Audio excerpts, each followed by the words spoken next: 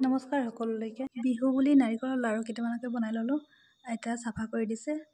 মই এইফালে নাৰিকলবিলাক ধুই ল'লোঁ। ঘৰত নাৰিকল থকাৰ পিছতো কিনি আনি নাৰিকলৰ লাডু বনাবলগীয়া হৈছে।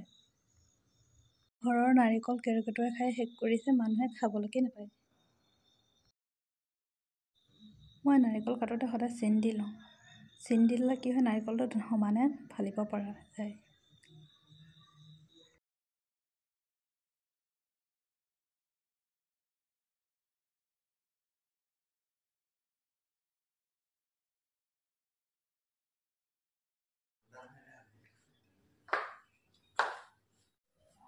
এয়া নাৰিকলখিনি ফালি ল'লোঁ।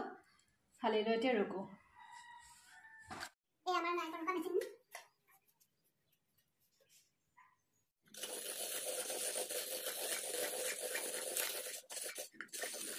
ভিডিঅ'টো চাই ভাল পালে লাইক, কমেণ্ট, শ্বেয়াৰ কৰিব।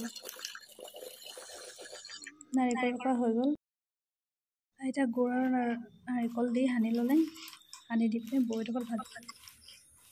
আইতা আৰু বৌ মোক বহুতখিনি সহায় কৰে।